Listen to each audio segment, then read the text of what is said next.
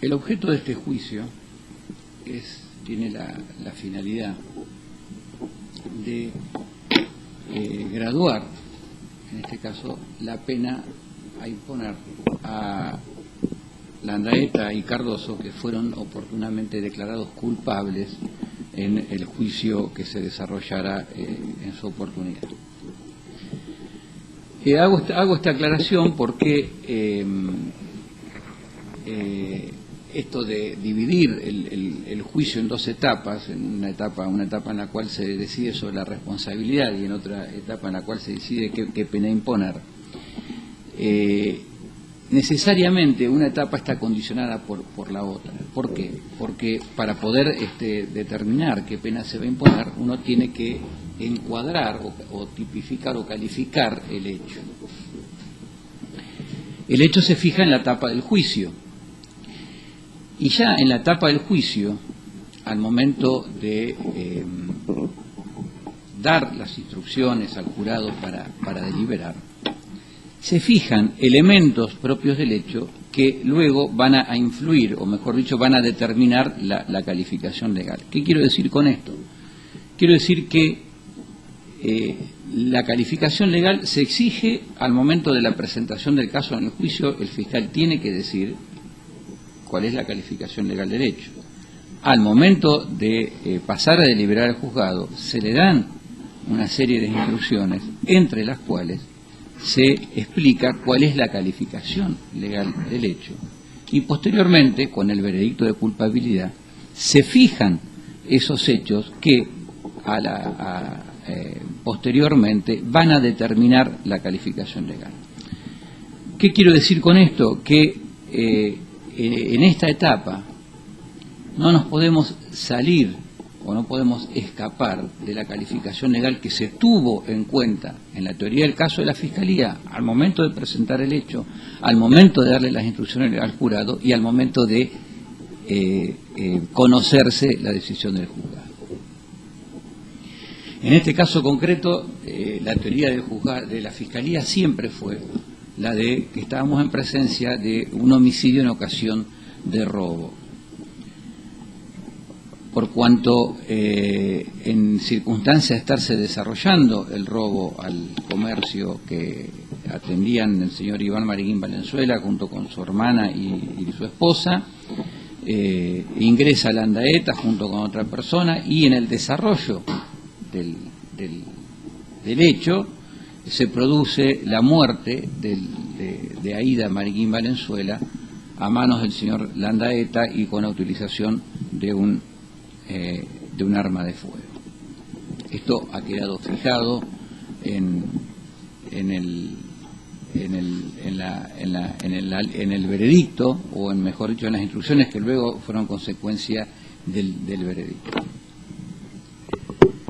Entiendo que está claro que el hecho se dio en circunstancias de llevarse adelante un robo. Está más que claro que se produjo la muerte de Aida Mariguín Valenzuela y también quedó fijado que en el hecho se utilizó un arma de fuego, dando pie también a la aplicación de la agravante genérica que contempla el artículo 41 bis del Código Penal. Por lo tanto, teniendo en cuenta que la calificación legal es el de homicidio en ocasión de robo agravado por la utilización del arma de fuego, de acuerdo a lo que establecen los artículos 165 y 41 del Código Penal, tengo que ahora comenzar a analizar, en base a la pena que establece este delito con la agravante genérica del artículo 41 bis, qué pena debe imponerse a cada uno de los acusados que ya fueron declarados culpables. También en el juicio se determinó que cada uno de los acusados, esto es decir, Landaeta y Cardoso, tuvieron un rol distinto en el hecho. Mientras que Landaeta fue considerado no solamente autor del hecho que tiene que ver con el robo, sino también autor del disparo que mató a Aida Mariguín Valenzuela, Iván Denis Cardoso fue considerado partícipe necesario del hecho por el cual se lo declaró culpable a Landaeta, consistiendo esta participación necesaria en aportar la movilidad para poder llegar al lugar del hecho, perpetrar el hecho y poder luego darse a la fuga. Si bien nuestro ordenamiento procesal al partícipe necesario le equipara la pena a la pena del autor, necesariamente, a la luz de la lógica y el sentido común, tenemos que diferenciar roles. O sea, no es lo mismo prestar la colaboración que prestó Cardoso que llevar adelante la acción que lleva Landaeta.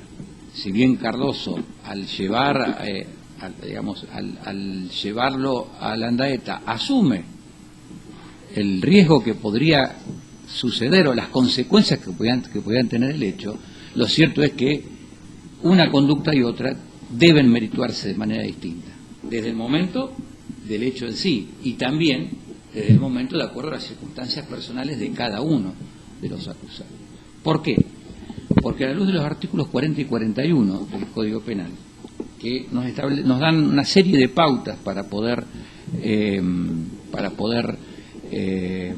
merituar o graduar la pena, y nos dan, en realidad, nos pone tres cuestiones puntuales. Uno, que tenemos que ver el hecho, la naturaleza de la acción, los medios empleados, la extensión del daño y el peligro causado. Y por el otro lado, tenemos que ver la personalidad propia de los acusados, ¿sí? Las circunstancias, lo que nosotros llamamos las circunstancias personales. Voy a comenzar por el señor Iván Cardoso. De acuerdo a la documental aportada, es una persona que carece de antecedentes penales. No tiene, de acuerdo a lo informado tanto por la Policía Provincial como por el Registro Nacional de Residencia, ninguna causa, ninguna condena por un delito que habría cometido anteriormente. Esto lo tengo que merituar como un atenuante.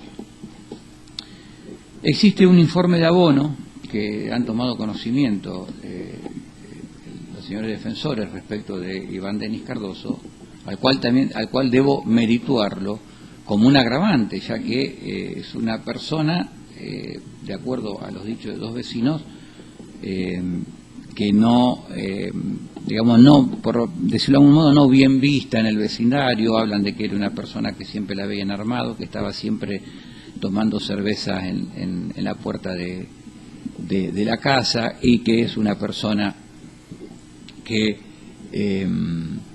siempre se dedicaba a molestar a los vecinos. Esto, como dije, debo tomarlo como un agravante.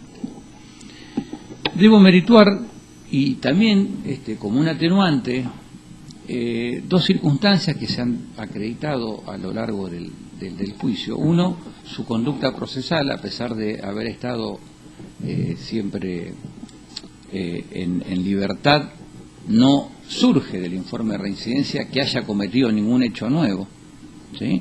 Esto tengo necesariamente que merituarlo como algo,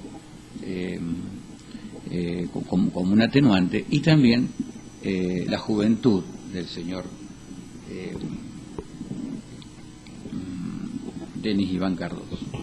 Teniendo en cuenta este conjunto de cosas, teniendo en cuenta que el rol que tuvo en el hecho no se puede equiparar en cuanto a la gravedad de la conducta en sí, de acuerdo a lo que nos dice el primer inciso del artículo 41, del artículo 41 del Código Penal, voy a solicitar que al señor Iván Denis Cardoso se le imponga la pena de 14 años de prisión, la cual deberá ser de cumplimiento efectivo. Voy ahora a merituar la pena que debe imponerse al señor Landaeta. Respecto de él, caben las mismas consideraciones que tienen que manifestar respecto de la calificación legal, es decir, robo agravado, homicidio en ocasión de robo agravado por el uso de arma de fuego. En este caso, el veredicto lo consideró autor, no solamente autor del robo que se estaba desarrollando, sino también autor del disparo que causó la muerte de Aida Marguín Valenzuela.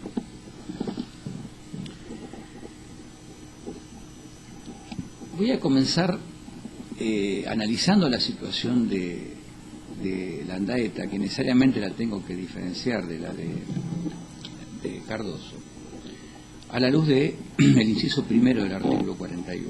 Nos habla las características del hecho, mejor dicho, la naturaleza de la acción, los medios empleados para ejecutarla y la extensión del daño y del peligro causado.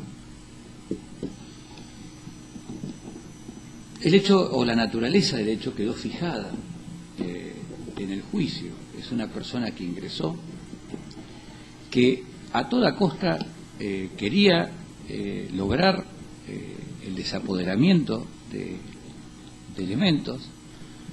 No nos olvidemos que hay un primer incidente en el cual termina lastimado Landaeta en una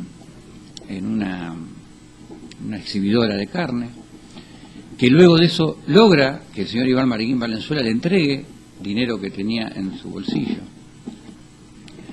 Esto no lo conformó, siguió con su amenaza con el arma de fuego, comenzó a forcejear con Iván Marguín Valenzuela, y en esas circunstancias produce la muerte de Aida Marguín Valenzuela, siempre portando un arma de fuego, siempre amenazando con ese arma de fuego. Y de acuerdo a las circunstancias que hemos podido ver, ya estamos en un hecho cuya naturaleza y cuyas consecuencias se dieron por el empecinamiento del señor Landaeta en lograr más de lo que podía, porque fue a asaltar a una despensa de barrio en el cual él debía saber que el botín siempre iba a ser magro. No estamos hablando de una despensa o de personas potentadas a las cuales les sobra la plata. No obstante eso, y que Landaeta debía saberlo por su experiencia, no sucedió de esa manera, y por eso se produjo la muerte de Aida Marguín Valenzuela. La extensión del daño causado la acabamos de escuchar de boca de Iván Marcelo Marguín Valenzuela y de Margot.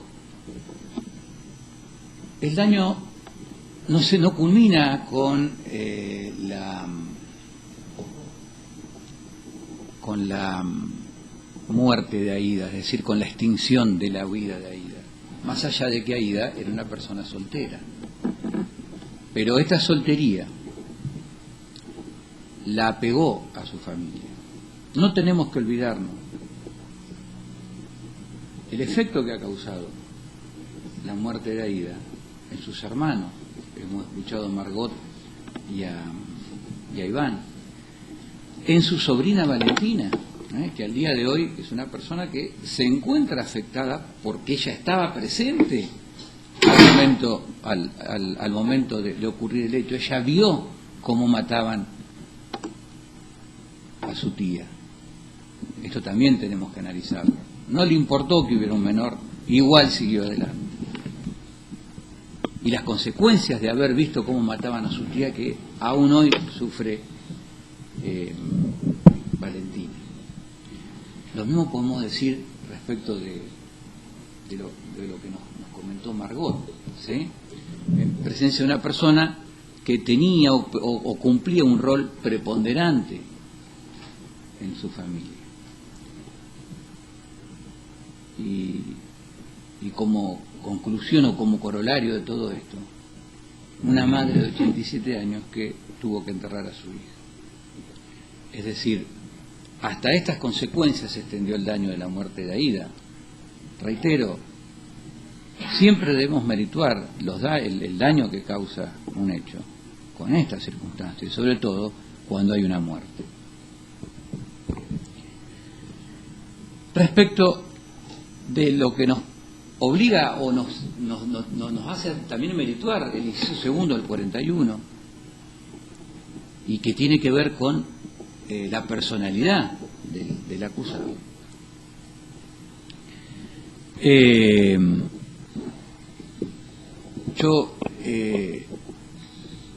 El único atenuante que puedo encontrar respecto de la personalidad es la edad del acusado. Pero existe un antecedente, que es una sentencia condenatoria, que se dictó en la provincia de Río Negro, en la ciudad de General Rojas, y se lo condena a Landaeta como coautor del delito de robo con arma. Es decir, no estábamos en presencia de una persona que iba a cometer su primer robo, sino que estábamos en presencia de una persona que ya tenía una condena por robo con arma. Condena que se le impuso a la pena de 7 años de prisión, accesorias legales y costas, y que quedó firme el 22 de diciembre del año 2004. Otro tema que tenemos que también merituar. Comete el hecho prácticamente luego de haber agotado esta condena. O sea, no le sirvió de nada haber sido condenado ya en una oportunidad por el delito de robo con arma. En cuanto pudo, volvió a cometerlo. Esto necesariamente debo merituarlo como un agravante. Dadas estas circunstancias, es más, la libertad condicional a Landaeta se le dio el 7 de diciembre del año 2007. Dada todas estas circunstancias, teniendo en cuenta la extensión del daño que acabo de mencionar, las condiciones personales del señor Landaeta, esta condena anterior, y la graduación del el tipo penal nos permite, no olvidemos que a los 25 años de máxima que tiene el artículo 165, debemos agregarle un tercio más, ¿sí? Son de 10 a 25 años, más un tercio de 10, más un tercio de 25. Entiendo que en base o fundamentado en todas estas circunstancias que acabo de mencionar, y considerando que el señor Landaeta fue el autor o fue declarado culpable como el autor del disparo que mató a Ida Marín Valenzuela, voy a solicitar que se le imponga la pena de 25 años de prisión, la que también obviamente deberá ser de cumplimiento efectivo, y para ambos acusados o para ambos condenados les voy a pedir además que se los condene por las demás accesorias legales y costas. Es todo, su señoría, respecto de la pretensión punitiva de la Fiscalía.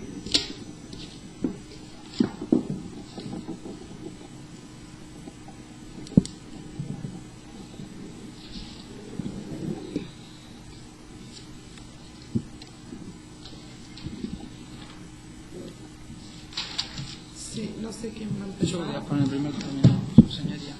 Muchas gracias. Esta defensa va a solicitar ahora el momento de la determinación de la pena. En primer lugar, que lo primero que yo tengo que solicitar es que se tenga presente que esta defensa formula la reserva de impugnación. Va de suyo que es necesario esta segunda fase del juicio para que podamos impugnar este veredicto de culpabilidad, y de hecho entendemos que este veredicto ha sido infundado, por eso yo hago la reserva, que es lo primero que tengo que hacer de esta impugnación. En segundo lugar, yo entiendo que la calificación legal que el señor fiscal propone es incorrecta. Él nos señaló en su alegato recientemente que en esta etapa no nos podemos escapar de la calificación legal dada por la teoría legal que en su momento se escogió, y entiendo que esto es equivocado, que de lo que nosotros no podemos salir en el marco de discusión de este juicio de cesura es de los hechos fijados, pero la calificación legal, de hecho el propio código lo establece, que se fija en este momento. Y entiendo que la calificación legal que escogió para el señor Denis Iván Cardoso es equivocada, por cuanto entiendo que no se lo puede o no se le puede atribuir el homicidio en ocasión de robo. Para esto yo lo primero que tengo que señalar es que la muerte de la señora Aída Marín Valenzuela no puede ser cargada, o ese resultado no se le puede cargar al señor Cardoso en virtud de lo prescripto por el artículo 47 del Código Penal, en cuanto establece que si de las circunstancias particulares de la causa resultare que el acusado de complicidad no quiso cooperar, sino en un hecho menos grave que el cometido por el autor, la pena será aplicada al cómplice solamente en razón del hecho que prometió ejecutar. Entiendo que a la luz de lo que yo seguidamente voy a explicar y teniendo en cuenta este artículo 47 del Código Penal, la muerte de la señora Aída Marín Valenzuela no puede serle atribuida al señor Cardoso, pese a que la Fiscalía haya sostenido que con su accionar asumió las consecuencias de algo que no es así. Y yo les voy a explicar por qué no es así. Como yo señalaba, en realidad nosotros aquí sí podemos discutir sobre la calificación, y lo que no podemos discutir son los hechos que se dieron por probado, que de hecho derivan de las mismas instrucciones dadas al jurado. Y en este sentido a mí me parece importante señalar que dentro de las instrucciones, las particulares dadas al jurado en relación a la imputación a Landaeta, voy a hablar que es según la Fiscalía del autor, cuando se le explica en qué consiste el homicidio en ocasión de robo al jurado en esas instrucciones, se señala que, esto me voy a permitir leerlo textual, en este delito la intención del acusado no es matar, la única intención que tiene el acusado es provocar el robo, y por razones sorpresivas no planificadas previamente se ocasiona la muerte de una persona. Por lo tanto, la muerte de esa persona no ha sido considerada dentro de sus planes originarios. Su intención solo radica en robar, y durante el desarrollo del robo ocasiona la muerte de una persona. Esa es la instrucción que se le dio al jurado, la instrucción particular explicándole en qué consistía el homicidio en ocasión de robo, y creo que de ella surge claramente que Cardoso, quien de esas mismas instrucciones surge cuál es la característica de la participación, solamente pudo convenir con Landaeta el robo. Si nosotros tenemos al veredicto como cierto, más allá, como yo les digo, de esta impugnación que yo voy a presentar, lo que entiendo es que surge de esto claramente que Cardoso, siendo un partícipe, no puede responder por estas consecuencias no planificadas previamente. Esto a la luz del artículo 47, es decir, la muerte de la señora Aída Marín Valenzuela no fue una consecuencia planificada, y es lo que dijo el jurado. Si nosotros utilizáramos la teoría legal que utiliza la Fiscalía y lo responsabilizáramos a Cardoso de un homicidio en ocasión de robo, no estaríamos haciendo más que cambiar estos hechos que el jurado dio por probado. El jurado dio por probado que la muerte se produjo en circunstancias sorpresivas y no planificadas. Entonces, en la planificación que intervino Cardoso, en todo caso intervino en una planificación de robo, y a la luz del artículo 47 que yo le di lectura, no corresponde que se lo responsabilice por el homicidio. Sí entiendo que se corresponde que se lo responsabilice por el robo en sí, y se tenga en cuenta que además de haber sido un robo, este ha sido con un arma de fuego, y que su aptitud funcional ha sido determinada, eso por el mismo veredicto, y por lo tanto esa es la calificación legal que esta defensa entiende que es la correcta, es decir, partícipe necesario de robo calificado por el uso de arma de fuego de aptitud funcional probada, establecido en el artículo 166, inciso segundo del Código Penal. Y en base a esa calificación legal, esta defensa entiende que la pena que corresponde que se aplique al mismo es la pena de 6 años y 8 meses de prisión como pena mínima de esa tipificación legal. Y en este sentido voy a coincidir con las circunstancias atenuantes que tuvo en cuenta el señor fiscal al momento de su alegato, es decir, esto que carece de antecedentes penales, que su conducta procesal ha sido excelente, que se ha mantenido en libertad y, de hecho, ha estado en libertad hasta el juicio. No existe ningún tipo de registro de causas en trámite, ni tampoco ningún registro de contumacio, de rebeldía, ni en este proceso y mucho menos en otro que no tiene. Además, entiendo que también debe tenerse en cuenta esta edad como atenuante.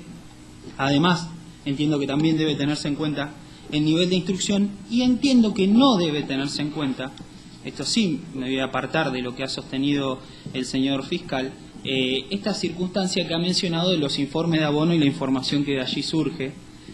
Los informes de abono, en primer lugar, tendrían que haber sido desterrados de nuestro sistema procesal tan moderno, estos informes de abono que nos hablan de supuestamente las conductas vecinales de una persona. De la simple lectura de las preguntas que la policía le hace para confeccionar el informe de abono surge esta cuestión de qué es lo que se está poniendo en tela de juicio. De hecho, obsérvese que el fiscal toma en cuenta de las circunstancias que surge de ese informe de abono que toma cerveza en la puerta de su casa. Es decir, esto sería una circunstancia agravante del hecho, cuando no tiene nada que ver, pero es propio, como yo les digo, de estos formularios que la policía completa para realizar estos informes. Y más allá de que las circunstancias que surgen ahí no son relevantes porque ni siquiera están probados, y esto es un juicio y se tiene que probar, ni siquiera está probado que tenga armas, de hecho, o que utilice habitualmente armas. Esto parece muy extraño a la luz de esto que nos menciona el fiscal, que no hay ninguna causa en trámite y que no tiene antecedentes penales, pese a esta utilización diaria, según los vecinos, de armas. Además de que no se tiene que tener en cuenta porque la calidad de la información es magra, es muy mala. Lo que no debe tenerse en cuenta es que, pudiendo haberse producido a través del testimonio de esos vecinos, permitiéndose a esta defensa que sean interrogados los mismos, no se lo hizo, y directamente es una información que surge, como yo les digo, de opiniones que tienen los vecinos y que de hecho tendrían que haber sido desterrados ya de nuestro moderno sistema procesal. Por estas razones entiendo que no concurren agravantes en el caso, y a la luz de estos atenuantes es que propongo que, a la hora de que su señoría fije la pena, al señor Denis Iván Cardoso le imponga la pena mínima para el delito que esta defensa entiende que corresponde, que se califique la participación que le cupo, que es la pena de 6 años y 8 meses de prisión. Nada más.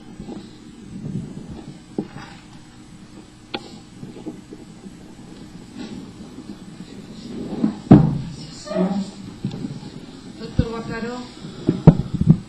Bueno,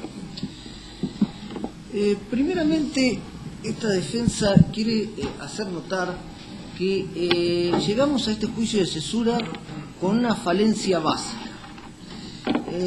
El artículo 41 de la Ley Orgánica del Foro Penal del Poder Judicial de Neuquén establece que hay un formulario de veredicto de uso obligatorio por el jurado por cada hecho y por cada acusado. Concretamente acá deberíamos haber tenido como mínimo 2 formularios donde estuvieran claramente expresado cuál es el veredicto del jurado. Ello, y en eso voy a disentir con algo que acaba de decir el colega me siguió, nos hubiera permitido tener claramente establecido efectivamente cuáles son los hechos que se dieron por probados y cuál fue la calificación legal que se le debió dar a esos hechos. Lo esencial de este formulario, más allá de que la ley establece que es obligatorio,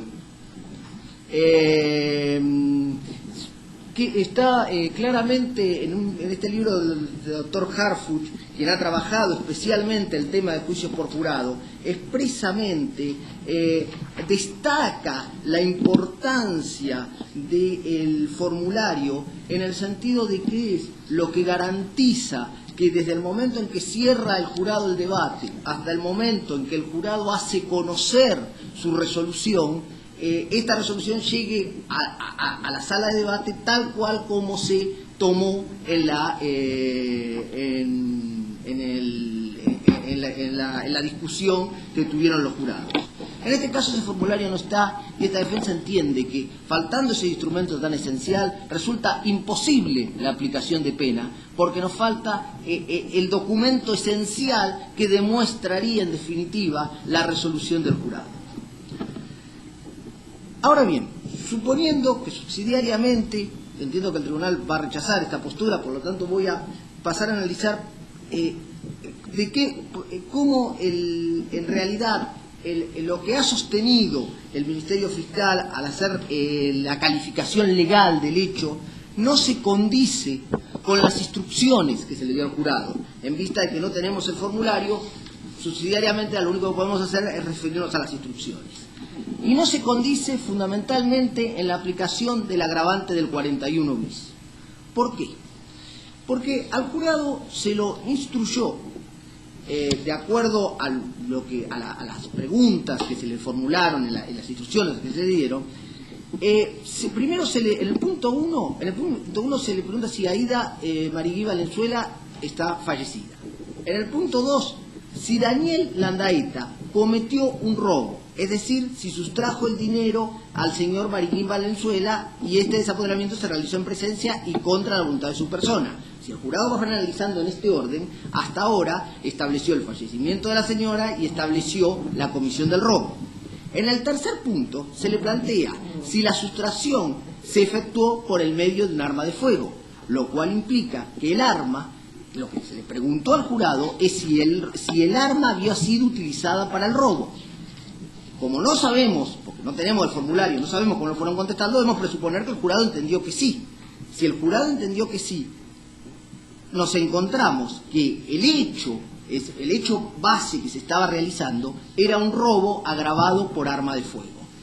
A continuación, recién, se le pregunta si con motivo de ese robo resulta la muerte de la señora Marigui Valenzuela. Por lo cual, queda claro que lo que al jurado se le planteó fue, primero, que determinara si existía la comisión de un robo calificado por uso de armas y que, a continuación, si durante ese hecho se produjo el fallecimiento de la señora Aída Marigui Valenzuela. A partir de este hecho, de estas contestaciones del jurado, tenemos que llegar a la conclusión que la calificante del 41 bis es inaplicable. ¿Por qué? Porque el último párrafo del 41 bis establece expresamente que cuando el uso del arma está incluida en el hecho cometido, no corresponde o no corresponde aplicar la agravante. Al respecto, he traído un antecedente de una resolución del doctor Borinsky de la Sala 3 en una causa 27704 del año 2009, donde el doctor Borinsky dice: si en el robo de armas no es de aplicación la escala agravada del 41 bis del Código Penal, tampoco lo es cuando a raíz de su utilización resulta un homicidio. En consecuencia, el motivo contra su concurrencia procede. En otro fallo, también de la Cámara Nacional de la Cámara de Casación Penal de la Provincia de Buenos Aires, se sostiene que si el legislador resolvió que en el concurso que se presenta está estipulada una escala de mínimo de 10 años y un máximo de 25 de reclusión. En consecuencia, si uno de los tipos penales que integra este concurso, el robo, ya contiene como elemento objetivo el uso del arma de fuego, el agravante prevista por el 41 bis cede por la exclusión del último párrafo. Concretamente, suponiendo que el veredicto, que obviamente ya ha sido objetado por esta defensa y que va a ser motivo en su momento del recurso de impugnación, llegara a adquirir firmeza, es obvio que la escala penal dentro de la cual debe ser regulada la pena a aplicarle a mi asistido es la escala del artículo 165 sin la calificante del 41 bis, o sea, una escala que va de los 10 a los 25 años de prisión. Ahora bien, el Ministerio Fiscal ha sostenido fundamentalmente para agravar la pena a aplicarle a mi asistido la condena anterior que mi asistido habría purgado. Cabe, más allá de las objeciones que esta defensa ya ha planteado respecto a la incorporación de esa documentación, cabe destacar que en realidad esta defensa entiende que el cumplimiento de una condena previa debe valorarse exactamente en el sentido opuesto al que lo hace el Ministerio Fiscal. Porque si una persona, suponiendo que el señor Daniel Landaeta efectivamente sea el autor de este segundo hecho, cosa que va a ser cuestionado por esta defensa, pero si efectivamente fuera el autor de este hecho, es la prueba más acabada del fracaso del sistema penitenciario.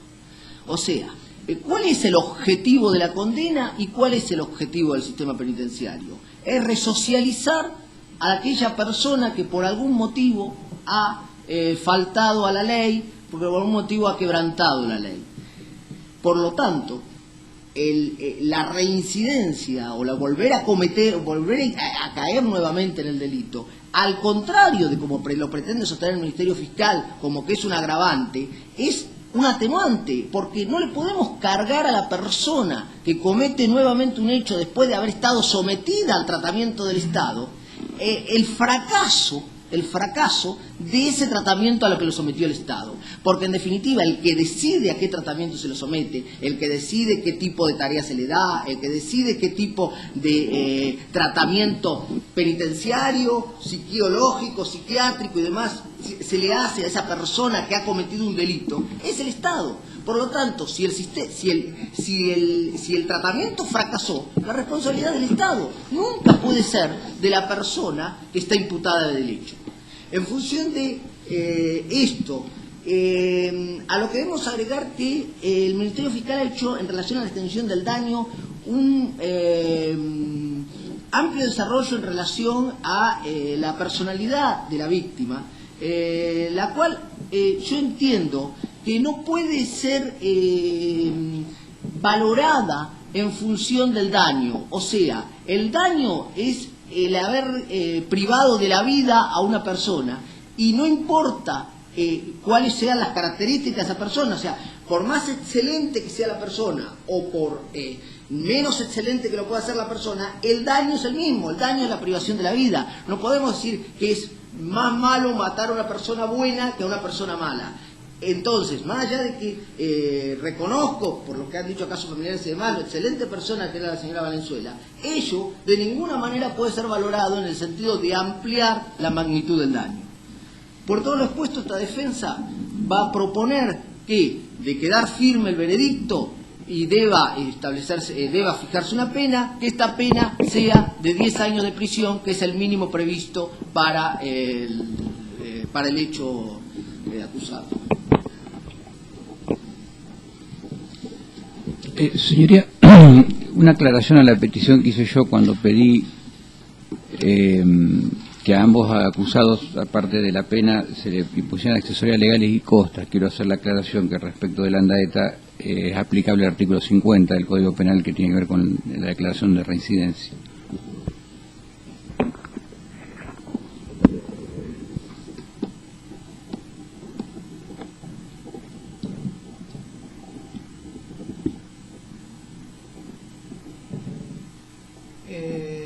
Doctor Baccaro, ¿quiere manifestarse de algún modo Sí. en esto? En relación al pedido de declaración de reincidencia, esta defensa entiende que la declaración de reincidencia es inconstitucional, que es valorar dos veces un mismo hecho. Es más, el propio Ministerio Fiscal lo está utilizando en esta misma audiencia dos veces el mismo hecho. Por un lado lo ha invocado como una manera de establecer o de determinar los agravantes para fijar el monto de la pena, y por otro lado el mismo hecho, la condena anterior, la pretende utilizar por la aplicación del artículo 50 para la declaración de reincidencia, lo cual claramente está prohibido este doble uso del hecho. O sea, quede claro que no estoy diciendo que en este momento se lo esté volviendo a juzgar por el hecho anterior.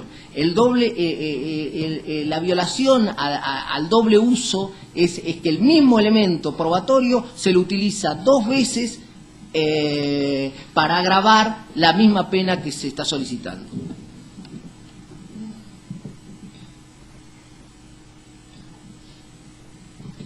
Tienen la última palabra los defensores. profesores quieren agregar algo. Landaeta quiere manifestarse de algún modo. Cardoso. A ver, yo quiero ver.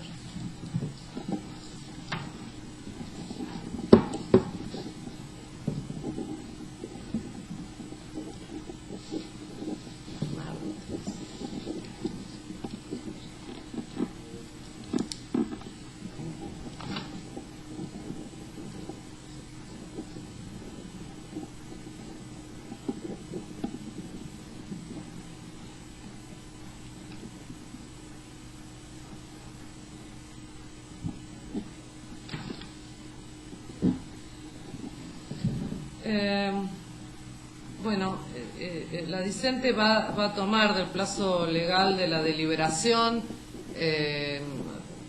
Todavía no es posible entre todos los jueces y con respecto de la implementación del nuevo código establecer una modalidad uniforme en cuanto a esto de el pronunciamiento de la deliberación, el modo de hacerlo, el dictado de la sentencia y demás. Si bien más o menos hacemos lo mismo, pero con alguna modalidad particular. En este caso, como establece el código para las reglas de juicio común, los 2 días de deliberación, puesto que no está previsto para la cesura, pero se aplica supletoriamente al juicio común. Así que la discente va a disponer de los 2 días para deliberar y expresar el día jueves 31 a las 12